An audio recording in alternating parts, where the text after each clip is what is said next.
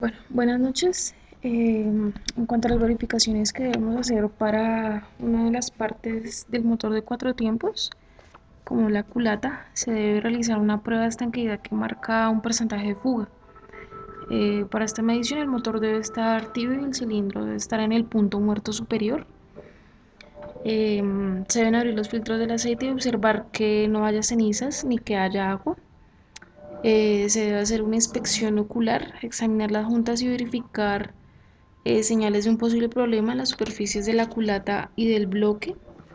Y como se muestra en la figura, se debe verificar la planitud del asiento de la culata con instrumentos como las reglas y las galgas.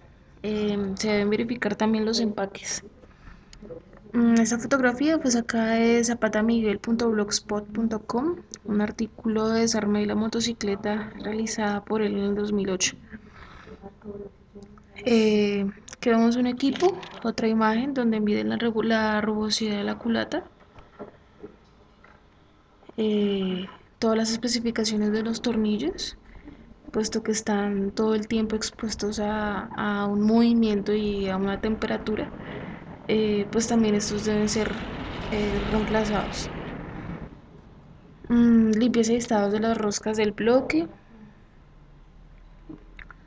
eh, sobrepaso de las camisas húmedas. Este es un dibujo donde se encuentra la verificación del cilindro eh, en cuanto a un efecto llamado la bolización, eh, ocurrido pues por el empuje del pistón que se hace en dirección lateral a causa de la inclinación de la biela. Por este motivo se produce un desgaste mayor en la dirección transversal al motor que en la longitudinal, produciendo este efecto que es la bolización. Existe otro efecto en el cilindro que es llamado la conicidad. En este gráfico podemos ver que el desgaste eh, se da más con intensidad en las partes altas que en las partes bajas, produciendo entonces la forma de cono de los cilindros, ¿sí? Cuando este desgaste pues no es mayor, entonces se pueden mandar a rectificar los cilindros, pero pues en algunos fabricantes permiten hasta cierta cantidad de rectificaciones. En cuanto a los pistones, los esfuerzos que el pistón y su eje se transmiten mutuamente originan una ovalización y un golpeteo debido al excesivo juego. Igualmente se debe verificar la superficie lisa del pistón, verificar la holgura de montaje que existe entre el bulón y su alojamiento en el émbolo, comprobando que esté dentro de su tolerancia. Y por último, comprobar el acoplamiento entre el bulón y el orificio. Esta imagen fue obtenida de tucosheitu.com, un artículo de verificación de pistones. Bueno, esta es otra gráfica de pistones. En cuanto a los anillos, como es bien sabido, actúan como sellos eh, y permiten la compresión de la mezcla. ¿Sí? Al mismo tiempo borran el exceso de lubricante en la pared del cilindro y mantienen una película adecuada de aceite. Por lo tanto, se debe verificar el espesor radial de cada uno de esos anillos y comprobar su holgura y la distancia entre puntas, como bien lo dicen, a 5 milímetros del punto muerto superior hacia abajo. Gráfica sacada de noicontuning.com, de un artículo sobre partes de motocicletas. Esta es una fotografía donde se está realizando una verificación del cigüeñal. Eh, Se opta por verificar los cojinetes, se verifica el desgaste mediante el diámetro, la ovalización, la forma axial y la rugosidad de la superficie. Esta fotografía fue obtenida de feregalgomal.com.ar, un artículo. Y bueno, eso es todo. En cuanto al desensamble del motor, eh, tengo acá un video. Entonces, voy a empezar. Para empezar, se debe retirar el botón de aceite y luego el matiz, las cubiertas laterales, se debe quitar el sillón, las mangueras del grifo para quitar el tanque de combustible, desmontar el mofle, el carburador, el clutch y el carburador. quitar las conexiones eléctricas, retirar la palanca, los 4 tornillos del culatín, las 2 bujías, desmontar los tornillos del volante y verificar las marcas de sincronización.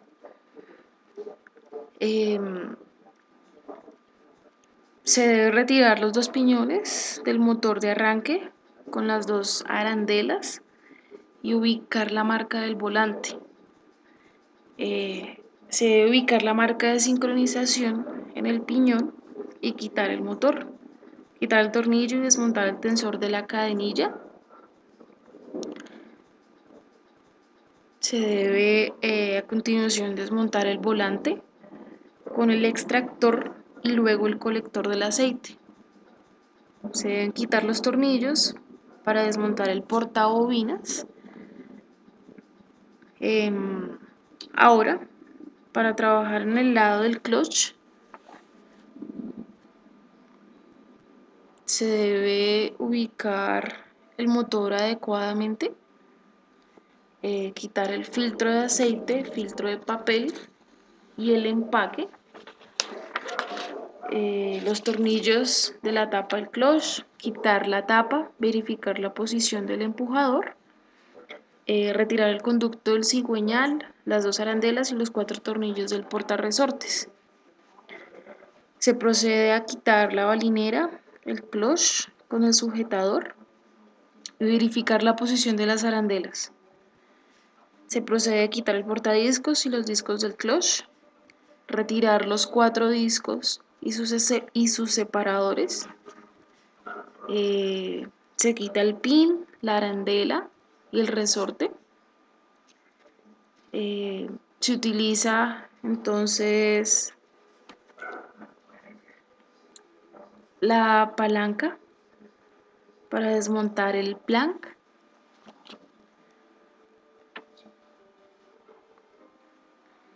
Se desmonta el piñón de la bomba y la bomba de lubricación.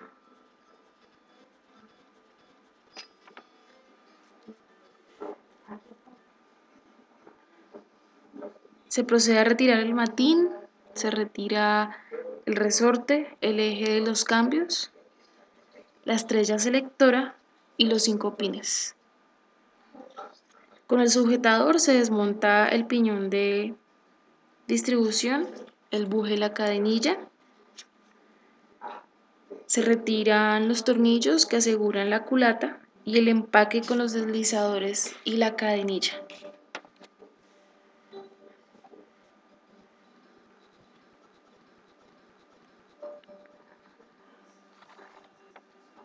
A continuación se retira el cilindro y se retira el pistón. Esos son todos los pasos de cómo desmontar la culata y desmontar el cilindro de un motor 4 tiempos. Este video fue tomado de una página de Bajaj. Están desmontando una Discover 135. Muchas gracias.